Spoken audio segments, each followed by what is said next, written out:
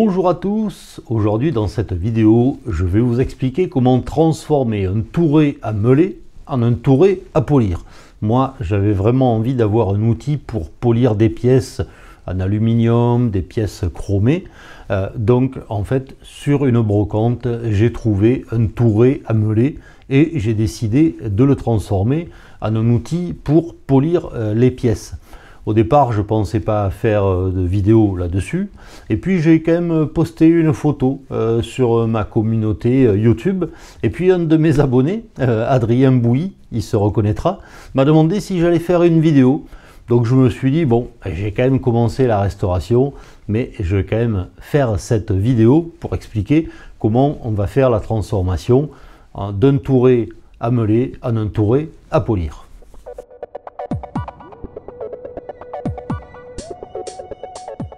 Ce touret, je l'ai trouvé sur une brocante et il ne m'a coûté que 5 €. Donc là, je ne prenais pas beaucoup de risques. Et j'étais tellement pressé de le transformer, de le démonter, que je n'ai pris qu'une seule photo. Donc voilà la photo du touret tel qu'il était lorsque je l'ai acheté. Donc bien sûr, ce que j'ai fait, c'est que j'ai démonté les meules et les carters. Donc il y avait deux meules en pierre qui servent à affûter des outils. J'ai démonté les deux carters à droite et à gauche. Et ensuite, ce que j'ai fait sur le touret, c'est que je l'ai passé au papier vert pour enlever au maximum la vieille peinture, l'oxydation. Et puis j'y ai passé simplement un petit coup de bombe bleue. Bleu, pourquoi? Parce que mon étau est bleu, donc je me suis dit que ça serait bien, ça serait homogène d'avoir le touret de la même couleur que l'étau.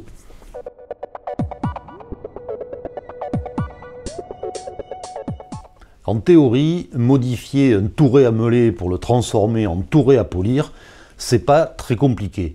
Ça, c'est la théorie, parce que vous allez voir que dans la pratique, on va avoir un petit problème. En effet, vous voyez que la meule est très proche du corps du touret. Donc si mon feutre est ici, quand je vais vouloir polir une pièce, bien souvent je vais toucher le corps du touret, j'aurai pas de dégagement. Et encore là, c'est une pédale, imaginez avec une manivelle, c'est quand même beaucoup plus compliqué.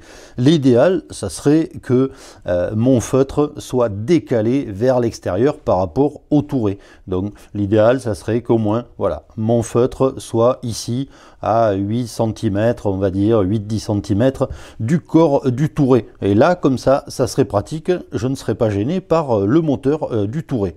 Donc là, pour décaler notre feutre vers l'extérieur, on va utiliser une pièce spéciale qui s'appelle une queue de cochon.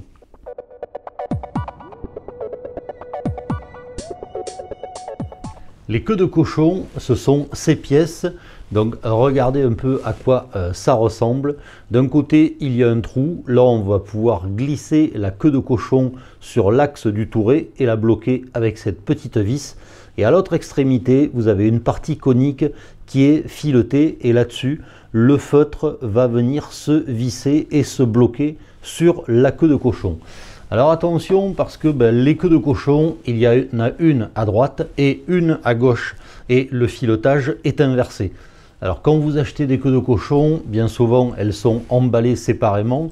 Et là, il y a une étiquette sur le sachet qui vous indique quelle est la droite et quelle est la gauche. Mais à partir du moment où vous allez sortir votre queue de cochon du sachet, vous ne saurez plus quelle est la droite et quelle est la gauche. Donc n'hésitez pas avec un marqueur à écrire droite et gauche sur chaque queue de cochon, parce que si vous les montez à l'envers, en fait, quand le touret va tourner, votre feutre ne va pas se visser sur la queue de cochon, au contraire, il va se dévisser et il va tomber. Donc tout de suite, on va voir comment monter ces queues de cochon sur l'axe du touret. Pour installer la queue de cochon sur l'axe du touret, c'est pas très compliqué. Alors, petite information, ici, l'axe est prévu pour des meules qui ont un trou de 13 mm. Donc en fait, cette partie fait 12,7 mm, c'est-à-dire un demi-pouce. Et la plupart des queues de cochon sont vendues comme étant des queues de cochon 12,7 mm ou un demi-pouce. Ça, c'est toujours bon à savoir. Pour installer la queue de cochon sur l'axe, rien de plus simple, on va venir la glisser sur l'axe, on l'enfonce bien comme il faut, et ensuite à l'aide d'une clé Allen, on va venir bloquer la vis qui va servir de vis pointeau et qui va se bloquer sur l'axe. Voilà pour la première queue de cochon. La deuxième, alors là vous avez une vis. Pour éviter que ça tremble, pour éviter des vibrations, je vais les monter en opposition. C'est-à-dire que cette vis, je vais la positionner en dessous et je vais positionner l'autre queue de cochon vraiment en opposition pour que mon touret soit le plus équilibré possible. Je ne sais pas si c'est important, mais je me dis que mécaniquement, ça peut être pas mal de faire comme ça. Et donc voilà. Là, on a nos queues de cochon qui sont installées. Donc, vous voyez que ça permet de bien déporter l'emplacement du feutre. Maintenant, ce qu'on va voir, c'est l'installation des feutres sur les queues de cochon.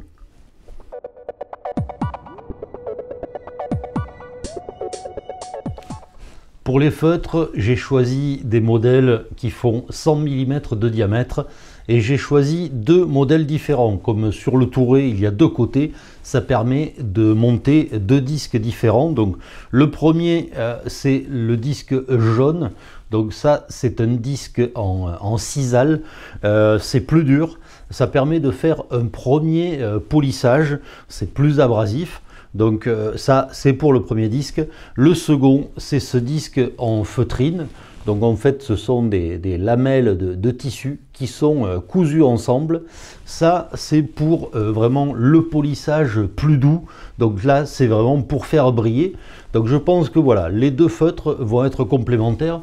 Maintenant, ce qu'on va faire, c'est qu'on va les monter sur les queues de cochon. Les disques en feutre se montent sur les queues de cochon tout simplement en se vissant. Donc vous voyez qu'ici il y a un petit renfort, c'est une pièce en cuir et donc là on va pouvoir visser la queue de cochon directement dans le feutre. Et en fait le sens du filetage de la queue de cochon fait que plus on va poncer avec et plus elle va se visser. C'est pour ça que la queue de cochon est conique. Voilà pour le premier disque qui est monté. Maintenant on va monter le second qui se monte dans l'autre sens. Bon, en gros, il n'y a que deux sens. Hein, donc, si vous ne savez pas trop dans quel sens tourner, bah, si ça ne marche pas dans un sens, c'est qu'il faut faire tourner dans l'autre. Voilà, là, je ne vais pas trop serrer. Voilà mes deux disques bien montés. Vous voyez que bah, l'effet queue de cochon est intéressant. Ça a écarté les disques du moteur. Donc là, quand je vais vouloir polir, je vais vraiment avoir de la distance, du débattement. Et donc ça, ben, c'est vraiment ça que je voulais.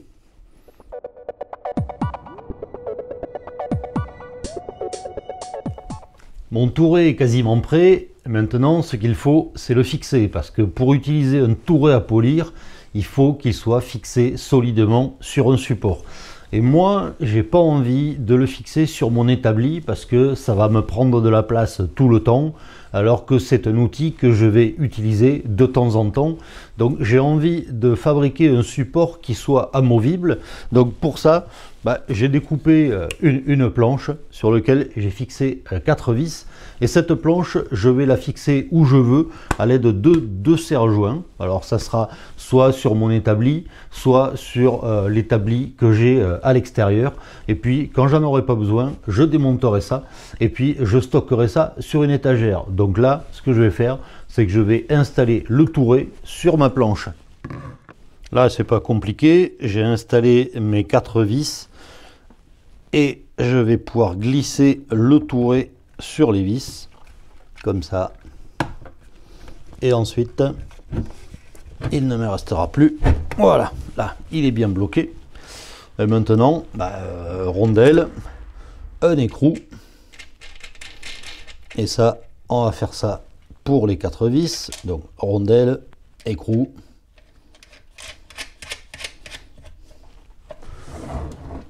ici pareil, une rondelle, un écrou. Pour l'instant je les bloque pas, je monte les 4,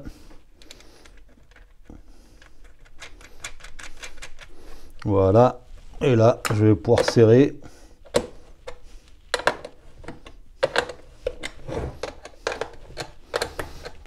c'est sûr que ça bougera pas. C'est important parce qu'on force pas trop sur un touret à polir, mais malgré tout, c'est jamais bien de travailler sur des outils qui brandouillent. Autant que ça soit bien bloqué, rigide. Voilà, là, la dernière vis.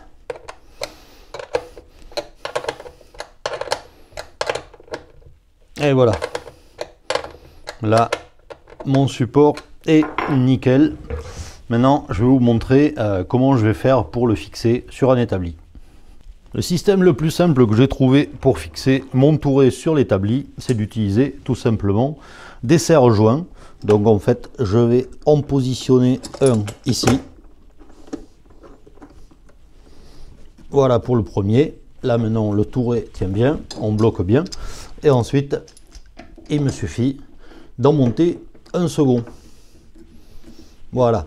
Les serre-joints ne me gênent pas pour utiliser le touret. Et là maintenant, je peux travailler confortablement. Je suis décalé de la table. J'ai un accès important autour des feutres.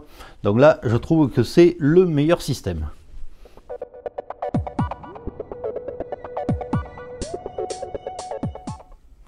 Pour finir, je crois qu'il manquait une petite chose. C'est pas forcément essentiel, mais là, au moins, ce touret sera unique. Mon touret à polir est maintenant terminé, donc ça c'est quand même bien parce que j'ai un nouvel outil dans le garage et je vais pouvoir polir des pièces. J'espère que le résultat sera à la hauteur. Alors pour polir des pièces, il faut utiliser de la pâte à polir. Ça j'en avais déjà, c'est une pâte abrasive qu'on va venir déposer sur les disques en feutre et qui va aider à polir les pièces. Attention aussi en termes de sécurité, même si là on n'est pas sur des brosses en acier, quand vous polissez, n'hésitez pas à mettre des lunettes de protection en plastique, parce que voilà, il faut toujours faire attention, on ne sait jamais. Faites attention aussi quand vous polissez des toutes petites pièces, si vous attaquez trop dans le disque en feutre, la pièce va vous arracher des mains, elle va partir. Et donc là, suivant où vous êtes, vous allez être obligé de chercher la rondelle que vous êtes en train de polir qui va partir à 5 ou 6 mètres de là. Donc polissez dans un endroit qui est à peu près propre, dégagé. Voilà, et puis faites attention hein, parce qu'une pièce qui part, là aussi, si elle vous part dans l'œil, ben, autant avoir des lunettes de protection. Alors si on parle un peu du prix que ça m'a coûté, donc le touret, je l'ai acheté 5 € sur une brocante. Ça, c'est vraiment pas cher. Les disques en feutre m'ont coûté 6 € chacun. Le plus cher finalement, ce sont les queues de cochon, parce que les queues de cochon m'ont coûté une quinzaine d'euros. Donc voilà, on est à un peu plus de 50 € pour la transformation de ce touret à meuler en un touret à polir. Mais bon voilà, moi j'ai trouvé que l'aventure était sympa, faire une transformation, récupérer un produit sur une brocante et puis l'adapter à mes besoins, j'ai trouvé que c'était quand même quelque chose de plutôt sympa. Alors j'espère que cette vidéo vous sera utile. Vous aussi, vous avez peut-être un touret à meuler et puis vous dites tiens, ça peut être pas mal de le transformer pour polir des pièces. Moi en tout cas, j'ai bien aimé le transformer, faire cette vidéo. Et donc comme toujours, je vous dis à bientôt pour d'autres vidéos.